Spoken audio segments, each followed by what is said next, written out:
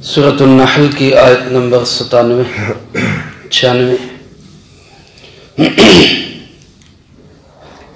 الحمدللہ وکفا وسلام علی عباده الذین اصطفى خصوصا علی سید الرسل وخاتم الانبیاء وعلى آلہ واصحابہ الاتقیاء اما بعد فاعوذ باللہ من الشیطان الرجیم بسم اللہ الرحمن الرحیم ما عندکم ینفد وما عند اللہ باق ولنجزین الذین صبروا اجرهم بأحسن ما كانوا يعملون من عمل صالحا من ذكر أو أنثى وهو مؤمن فلنحيينه حياة طيبة ولنجزينهم أجرهم بأحسن ما كانوا يعملون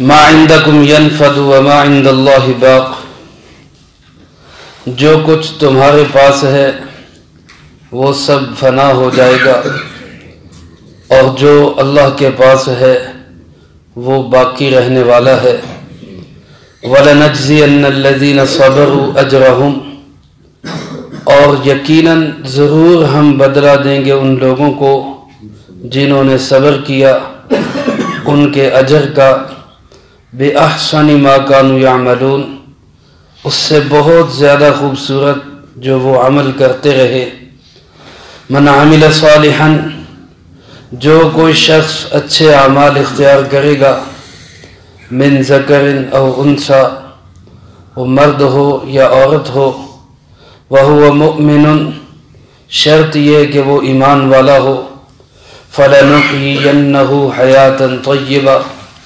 پکی بات ہے ہم ضرور اس کو پاکیزہ زندگی سے نوازیں گے وَلَنَجْزِيَنَّهُمْ أَجْرَهُمْ اور ضرور ہم اس کو بدلہ دیں گے اس کے اجر کا بِأَحْسَنِ مَا كَانُوا يَعْمَلُونَ بہت ہی خوبصورت جو اعمال وہ کرتا تھا اس سے بھی زیادہ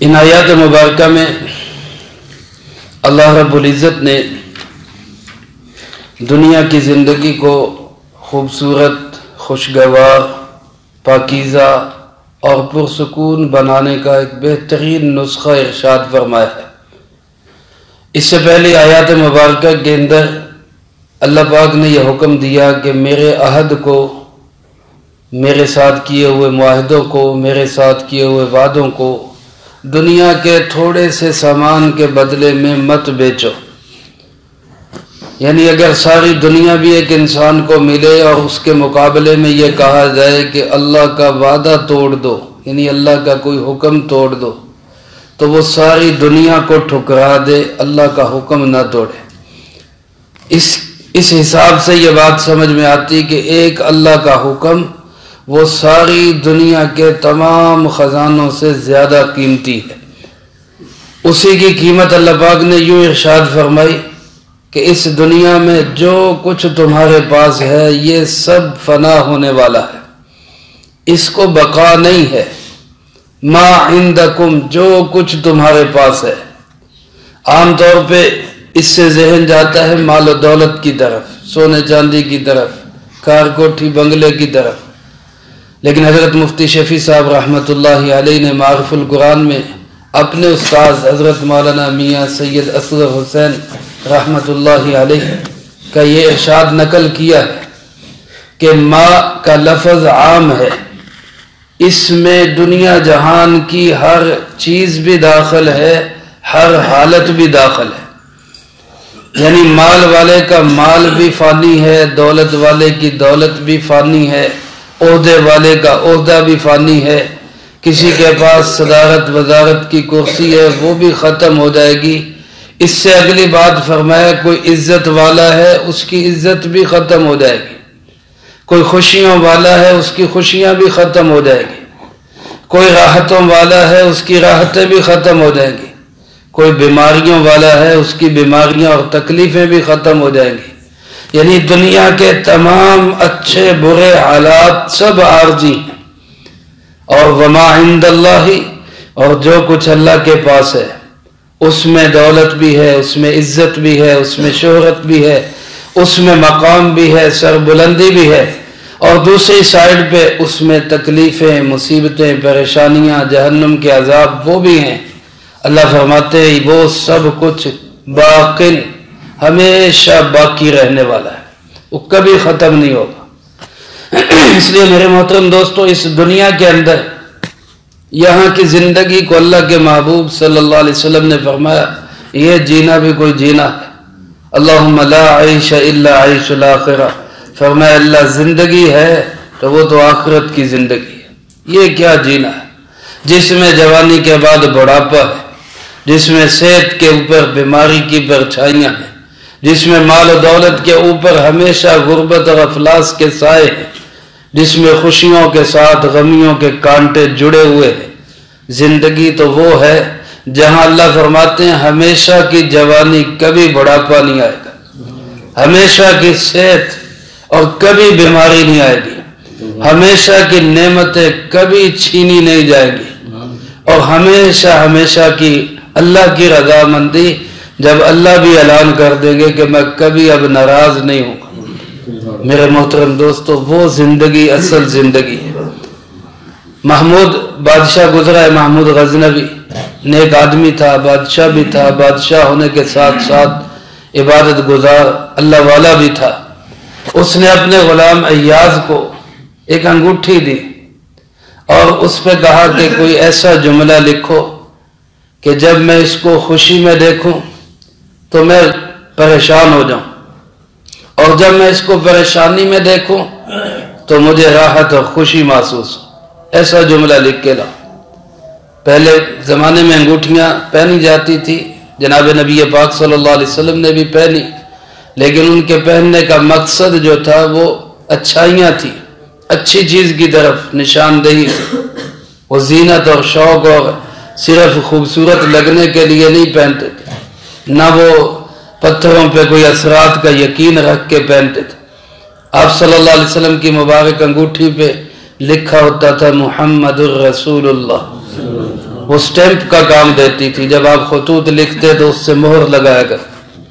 حضرت سیدنا ابوبکر صدیق رضی اللہ تعالیٰ عنہ کی انگوٹھی پہ یہ الفاظ لکھے ہوئے تھے، الیس اللہ بکاف عبدہ، کیا اللہ اپنے بندے کو کافی نہیں ہے؟ ہر وقت یہ الفاظ سامنے. تو ایسے ہی اس نے کہا کہ ایسا لفظ لکھو کہ خوشی میں دیکھوں تو پریشانی ہونے لگ جائے، اور پریشانی میں دیکھوں تو راحت محسوس ہونے لگ جائے. تو وہ بھی بہت سیانہ اور سمجھدار غلام تھا. اس نے اس پہ یہ لفظ لکھوائے، یہ وقت بھی گزر جائے گا. یہ الفاظ لکھے، یہ وقت بھی گزر جائے گا. اب خوشی کے حالات میں بندہ یہ سوچے کہ یہ وقت بھی گزر جائے گا تو پریشانی ہوتی ہے. خوشیوں کے لمحات تو ویسے ہی تھوڑے لگتے، اور پریشانی اور دکھ اور تکلیف میں پھنسا ہوا آدمی یہ سوچ لے کہ یہ وقت بھی گزر جائے گا تو اس کو راحت اور سکون ہو جاتا. تو اللہ فرماتے اس چیز کا دل میں یقین بٹھا لو، جو کچھ تمہارے پاس دنیا میں ہے، کسی کو کوئی بھی دنیا کے اندر حال ملا ہے، قال ملا ہے، کوئی بھی اس کے پاس مال ہے تو یہ فانی ہے، یہ انفد، ختم ہو جائے گا. اور فرمایا جو اللہ کے پاس ہے وہ ہمیشہ باقی رہے گا. وہ نماز بھیج دو، وہ زکوٰۃ بھیج دو، وہ تم مال و دولت خرچ کر کے بھیج دو، وہ اعمال اپنے بھیج دو، اللہ کے بینک میں جو جمع ہو گیا وہ کبھی ختم نہیں ہوگا. وما عند اللہ باق. اور پھر اگلا وعدہ اللہ پاک نے کیا کیا؟ فرمایا وَلَنَجْزِيَنَّ، بڑی تاکید کے ساتھ. دو تاکید علماء فرماتے لام بھی تاکید کا، آخر میں نون ثقیلہ یہ بھی تاکید کا، درمیان میں جزا کا لفظ ہے. ہم جزا دیں گے. صرف اتنا کہہ دیتے تو یہ بھی کافی تھا. اللہ سے سچا کون ہے؟ جب اللہ نے کہہ دیا ہم بدلہ دیں گے تو یقیناً اللہ دے گا. لیکن اللہ پھر تاکید کے ساتھ پکی بات ہے، یقینی بات ہے، اس پہ یقین رکھو ضرور ہم بدلہ دیں گے۔ اور کیسا بدلہ دیں گے؟ یہ نہیں فرمایا کہ جیسا عمل کرو گے ویسا بدلہ دیں گے، جیسا عمل کرو گے ویسا بدلہ دیں گے، یہ نہیں فرمایا، بلکہ فرمایا بھی احسن، بہت زیادہ خوبصورت، جو عمل کرتے تھے اس سے کہیں زیادہ خوبصورت۔ اب وہ خوبصورت کتنا ہوگا اس کی کوئی حد نہیں، اللہ بیان تو کر دے ہم برداشت نہیں کر سکتے۔ اللہ فرماتے بس یہی یقین اور تسلی رکھو کہ وہ بہت خوبصورت ہوگا، اور جس کو اللہ کہہ رہے بہت خوبصورت ہوگا اس کی خوبصورتی کی کیا حد ہو سکتی؟ کم از کم درجہ اس کا یہ فرمایا تمہارے عمل کا 10 گنا بڑا اجر عطا کروں، 10 گنا۔ علماء فرماتے جو بالکل آخری درجے میں جنت کے اندر جائے گا، بالکل آخری جنتی، اور جناب نبی پاک صلی اللہ علیہ وسلم نے اس کی کیفیت بیان کی، اور کیفیت بیان کرتے ہوئے آپ صلی اللہ علیہ وسلم بھی مسکرا پڑے۔ آپ فرماتے ہیں بالکل آخر میں جس جنتی کو جنت میں داخل کیا جائے گا، جہنم سے اس کو نکالا جائے گا، وہ کالا سڑا ہوا ہوگا، اس کو جو ہے نہر حیات کے اندر غوطہ دیا جائے گا، وہ خوبصورت ہو جائے گا شکل و صورت کے لحاظ سے، جسم کے لحاظ سے، ہر اعتبار سے، لیکن ابھی جنت سے دور ہوگا، جہنم کے کنارے سے نکالا گیا ہے، دور اس کو جنت نظر آئے گی، ادھر جہنم نظر آئے گی، تو شکر کرے گا یا اللہ تو نے مجھے اس سے بچا لیا، یہی غنیمت ہے۔ پھر جنت کو دیکھے گا تو کہے گا یا اللہ داخل تو نہیں ہو سکتا لیکن تھوڑا سا قریب ہی کر دے، کوئی دروازے کے قریب ہی کر دے چل۔ اللہ پاک کہیں گے اور تو نہیں مانگے گا کچھ؟ کہ نہیں اور کچھ نہیں مانگو، بس دروازے کے قریب کر، دروازے کے قریب ہو جائے گا، جب کچھ دیر تو بیٹھا رہے گا، شکر کرے گا، پھر اندر کی نعمتیں، بہاریں، خوشبوئیں جب وہ نظر آئیں گی اور سمجھ آئیں گی تو پھر کہے گا یا اللہ مہربانی کر تھوڑا سا اندر ہی داخل کر۔ تو اللہ پاک فرمائیں گے پھر اور تو نہیں مانگے گا؟ کہ نہیں جی اور نہیں مانگوں گا۔ اللہ کے محبوب نے فرمایا اللہ پاک اس کو گیٹ سے اندر کر دیں گے، جب گیٹ سے اندر ہوگا کچھ دیر تو بیٹھا رہے گا، پھر کہے گا یا اللہ کچھ کھانے پینے کو ہی دے دے، اب اندر تو آ گیا۔ تو فرمایا آخر میں اللہ پاک اس کے لیے اعلان کریں گے کہ تجھے اس دنیا میں رقبے کے لحاظ سے اس دنیا سے 10 گنا بڑی جنت کا مالک بنایا جا، رقبے کے لحاظ۔ اب وہ کہے گا کہ یا اللہ تو مذاق کر رہے، اللہ پاک سے کہے گا یا اللہ مذاق کر رہے، اللہ پاک کہے گا کہ میں مذاق کرنے والا نہیں، میں تو مذاق سے روکنے والا۔ یہ حقیقت ہے کہ اس دنیا سے رقبے کے لحاظ سے 10 گنا بڑی جنت کا تو مالک بن چکا۔ اب اندازہ کرے کتنا خوبصورت بدلا۔ یہ وہ آدمی جس کے ایمان کا صرف اللہ کو پتا ہے، اس کے دل میں ایمان ہے، فرشتوں کو بھی نہیں پتا کہ اس کو پہلے نکال کے لے آتے، صرف اللہ جانتا ہے۔ تو جس کے اندر ایمان اس سے زیادہ ہوگا اور جس کی جنت اس سے بڑھیا ہوگی، اس کا کیا عالم ہوگا، اس کا ہم تصور نہیں کر سکتے۔ اللہ ہمیں آخرت کی زندگی کا شوق اور چسکا لگا دے، لیکن اللہ فرماتے ہیں یہ ملے گا کس پہ؟ الذین صبر، جو صبر کر جائیں گے، جو صبر کر جائیں گے۔ صبر کا ایک مفہوم تو ہمارے ہاں مشہور ہے، ہمارے ذہن میں آ جاتا ہے کہ کوئی انسان ظلم کرے ہم صبر کر لیں، ظاہر ہے یہ بھی بہت بڑا صبر ہے، لیکن ایک صبر یہ بھی ہے کہ بعض دفعہ دل کے اندر ہوک اٹھتی ہے کہ یا اللہ تو نے ان کو اتنی چیزیں دی، مجھے کچھ نہیں دیا، اس وقت میں صبر کرنا کہ یا اللہ تیرا شکر ہے میرے پاس بہت کچھ ہے، میں کئیوں سے اچھا ہوں، یہ بھی صبر ہے۔ دوسرے کی دیکھ کے منہ میں پانی نہ آئے، جی نہ للچائے، جیسے بابا فرید الدین گنج شکر رحمت اللہ علیہ نے فرمایا رکھی سکھی کھا فریدہ ٹھنڈا پانی پی، ویخ برائی چوپڑی تے نہ ترسامی جی۔ یہ صبر ہے، الذین صبر، دوسروں کی نعمتوں کو دیکھ کے دل میں حسد پیدا نہ ہو، کینہ اور بغض پیدا نہ ہو، اللہ کے خلاف شکوے پیدا نہ ہو، بلکہ شکر کے جذبات ہوں، یا اللہ تیرا شکر ہے میں بہت سو سے اچھا ہوں۔ یہ صبر کرنے والے، یہ جو لوگ ہیں اللہ کی رضا پہ راضی رہنے والے، میرے دوستو اللہ پاک ارشاد فرماتے ہیں ان کو میں یہ خوبصورت اجر دوں گا۔ پھر فرمایا من عمل صالحا، جو اچھے اعمال کو اختیار کرے گا، کوئی بھی ہو، من ذکر او انثی، مرد ہو یا عورت ہو۔ یاد رکھے اللہ پاک نے جزائے عمل کے لحاظ سے مرد عورت میں کوئی فرق نہیں رکھا۔ آج لوگ اٹھتے ہیں عورتوں کے حقوق کے نام پر، آزادی کے نام پہ عورتوں میں آوارگی اور بے حیائی پھیلانے کے سوا کچھ نہیں۔ ان کے نعرے عورت کو اور ذلیل کرنے والے نعرے۔ عورت کو عزت، احترام، تقدس اور پاکیزگی دی ہے تو وہ جناب محمد کریم صلی اللہ علیہ وسلم نے دی، اللہ نے دی ہے۔ اللہ پاک ارشاد فرماتے ہیں جزائے عمل کے لحاظ سے مرد عورت میں کوئی فرق نہیں۔ ڈیوٹیاں کم دی ہیں عورت کو، عورتوں کو تو اللہ کا اور اللہ کے محبوب صلی اللہ علیہ وسلم کا احسان مند رہنا چاہیے۔ کم ڈیوٹیوں پہ مردوں کے برابر اجر۔ مرد کے لیے تو کیا ہے، مسجد میں جا کے جماعت سے نماز پڑھے، باہر جائے کما کے اپنا بھی پیٹ پالے، بیوی بچوں کا بھی پیٹ پالے۔ مرد کے لیے احکامات ہیں، جمعہ بھی جا کے پڑھے، عید بھی جا کے پڑھے، پھر جہاد کی ضرورت پڑے اس میں بھی شامل ہو۔ یہ مردوں کو احکامات دیے گئے، عورت کی ڈیوٹی کیا لگائی گئی؟ جناب نبی پاک صلی اللہ علیہ وسلم نے ارشاد فرمایا المرأة اذا صلت خمسها، عورت جب وہ 5 نمازوں کی پابند ہو، وصامت شہرها، اور رمضان کے مہینے کے روزوں کی پابند ہو، واطاعت بالها، اور اپنے خامند کی فرما برداری اور اطاعت کرے، واحسنت فرجها، اور اپنی عزت و ناموس پہ پہرا دے، اس کی حفاظت کرے، فلتدخل من ایت باب شاءت، تو جنت کے جس دروازے سے چاہے جنت میں داخل ہو۔ 4 کاموں پہ اس کے لیے فرمایا 8 دروازے کھلے۔ تھوڑا کام اجر مردوں کے برابر، عورتوں کو تو احسان مند ہونا چاہیے۔ یہ بجائے پنگے لینے کے کہ ہمارے برابری ملے، ہم ان کے برابر ہوں، اپنی ڈیوٹی بڑھانے والی بات ہے، اپنی ذمہ داریاں بڑھانے والی بات ہے۔ بھائی اللہ تو کہہ رہے تم تھوڑا کام کرو، میں تمہیں مردوں کے برابر اجر دوں گا۔ من عمل صالحا، جو بھی اچھے اعمال اختیار کرے، مرد ہو عورت ہو، اچھے اعمال میں دونوں برابر ہیں، اچھے اعمال اختیار کریں جزا میں برابر ہیں، لیکن اس کے لیے شرط یہ وہو مؤمن۔ اللہ فرماتے ہیں ایمان شرط ہے، ایمان کے بغیر عمل صالح قبول نہیں ہے۔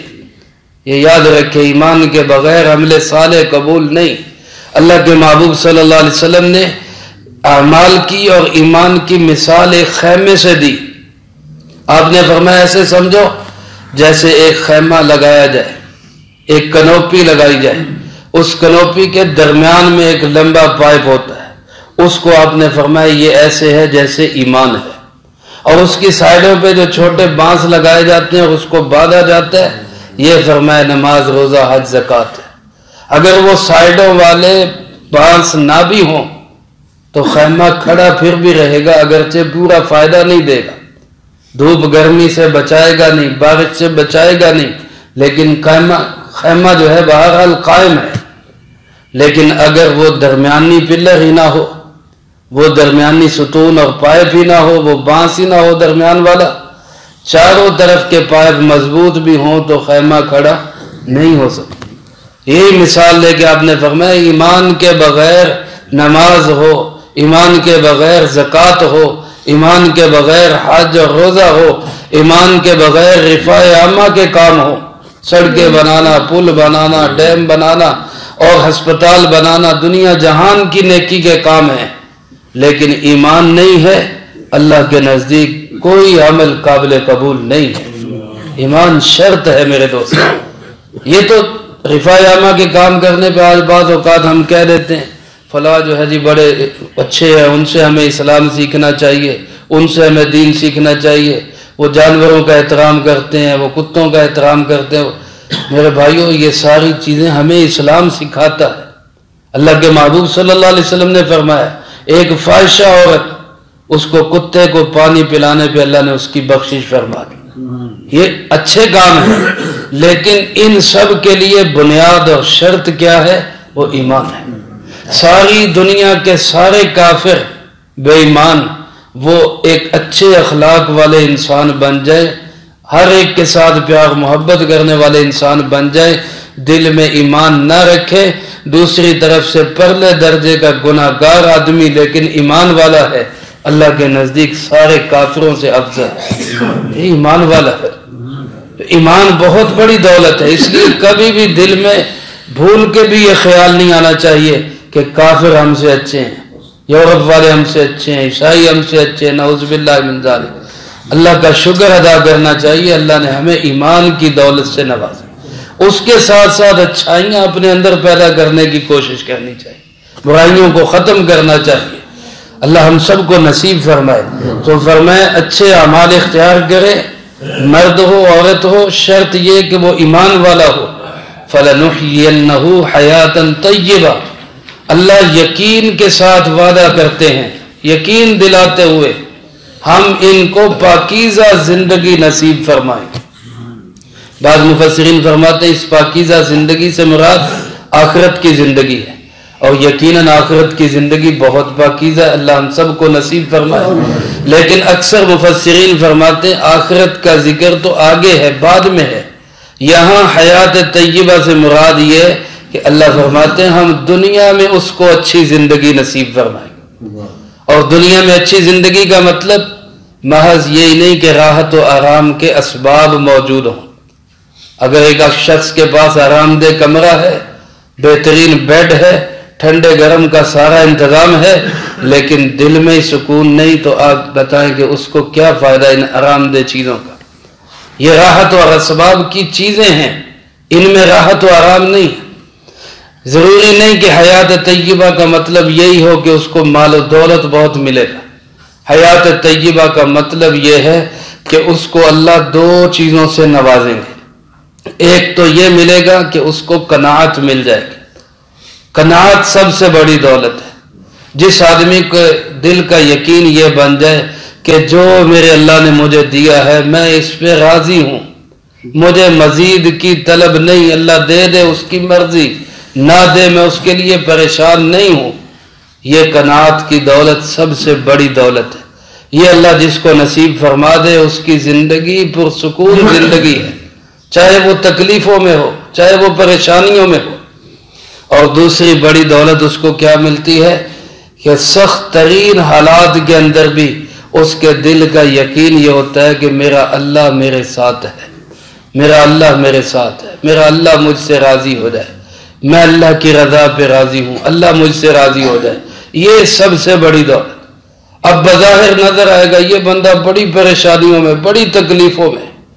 حضرت عمر رضی اللہ تعالیٰ عنہ کو ایک کافر ملنے کے لیے آیا، سفیر بن کے امیر المومنین، اس وقت 22 لاکھ مربع میل کے حاکم۔ اب وہ ملنے کے لیے آیا، مدینہ منورہ میں ڈھونڈ رہا ہے کہ بہت بڑا ان کا محل ہوگا جس سے کیسر و کسرا ڈرتے ہیں، تلاش کر رہا ہے، کوئی نہیں مل رہا، سارے ایک جیسے گھر۔ بالآخر کسی سے پوچھا بتاؤ یار تمہارے امیر کہاں ملیں گے، میں نے ان سے ملنا ہے فلاں جگہ سے۔ انہوں نے کہا مسجد میں چلے جاؤ۔ مسجد میں گئے، وہاں کوئی بھی نہیں۔ اب اس کے ذہن میں تخت لگا ہوگا، پانی والے پانی لے کے کھڑے ہوں گے، ہوا والے ہوا جل رہے ہوں گے، وہاں تو کچھ بھی نہیں۔ تو وہ آ کے اس سے کہتا ہے بھائی تم مذاق کیوں کر رہے ہو اجنبی مسافر کے ساتھ، وہاں کچھ بھی نہیں ہے۔ اس نے کہا کوئی تو ہوگا، کہ ایک بابا لیٹا ہوا ہے سر کے نیچے اینٹ رکھ کے ریت پہ فرش پہ سویا ہوا۔ اب وہی تو ہمارے امیر المومنین ہے، وہی تو امیر المومنین ہے۔ اب دیکھنے والا تو کہہ رہا ہے یہ بڑی مشقت میں، بیچارے کے پاس بستر بھی نہیں ہے، سرانہ بھی نہیں ہے، لیکن حقیقت کیا ہے؟ حیات طیبہ ہے۔ 22 لاکھ مربع میل کا حاکم زمین پہ سکون سے سویا ہوا، یہ پاکیزہ زندگی۔ اب دیکھنے والے کو بعض اوقات محسوس ہوتا ہے یہ بڑی تکلیف، لیکن اس کو اسی تکلیف میں راحت محسوس ہو رہی ہے۔ جیسے مرچوں کے شوقین ہوتے ہیں، ہمارے خاندان میں خاتون تھی مرچوں کی بڑی شوقین تھی، تو ایک دفعہ اس نے مجھے کہا پکوڑے لاؤ، میں لے کے آیا، تو لینے گیا تو کہنے لگی مرچیں اچھی ڈلوا کے لانا، مرچیں اچھی ڈلوا کے لانا، ذرا سی تو ہو۔ اب مرچیں کھانے والے ادھر تکلیف سے ناک سرخ ہو رہا ہے، آنکھوں سے پانی نکل رہا ہے، منہ سے سی کی آوازیں نکل رہی، لیکن پھر بھی کھائے جا رہے ہیں، کیوں کہ مزہ آ رہا ہے۔ اب اس تکلیف میں بھی ان کو مزہ آ رہا ہے۔ جب اللہ اپنی ذات کا تعلق نصیب فرما دیتے ہیں تو پھر تکلیفوں میں بھی لذتیں محسوس ہوتی ہیں۔ یہ حیات طیبہ ہے۔ اللہ فرماتے جو اچھے اعمال والے ہوں گے، ایمان والے ہوں گے، ہم ان کو ہر حال میں پاکیزہ پرسکون زندگی نصیب فرمائے. اور فرمایا وَلَنَجْزِيَنَّهُمْ، یہ تو دنیا کی زندگی ہے، آخرت کے اندر ہم ان کو جزا دیں گے ان کے اجر کی، بِأَحْسَن، بہت زیادہ خوبصورت، ان کے اعمال سے بھی زیادہ اچھی اور خوبصورت جزا ان کو دیں گے. اللہ ہم سب کو ان لوگوں کے اندر شامل فرمائے. دنیا کی بے ثباتی اور دنیا کی ناپائیداری کو اللہ ہمارے دل میں پیوست کر دے، اور آخرت کا شوق اور اپنی رضا پہ راضی رہنے کا جذبہ اللہ ہم سب کو نصیب فرما دے. جو کہا سنا اس کو زندگی میں لا کے دوسروں تک پہنچانے کی توفیق عطا فرما. اللہم لک الحمد کما ینبغی لجلال وجہک وعظیم سلطانک. اللهم لا أحصي ثناء عليك أنت كما أثنيت على نفسك. اللهم لك الحمد كما أنت أهله. صل على محمد كما أنت أهله، وافعل بنا ما أنت أهله، فإنك أهل التقوى وأهل المغفرة. اللهم ربنا ظلمنا أنفسنا وإن لم تغفر لنا وترحمنا لنكونن من الخاسرين. اللهم ربنا هب لنا من أزواجنا وذرياتنا قرة أعين واجعلنا للمتقين إماما. اللهم ربنا تقبل منا إنك أنت السميع العليم وتب علينا إنك أنت التواب الرحيم. صلى الله على النبي الكريم وعلى آله وأصحابه أجمعين برحمتك يا أرحم الراحمين.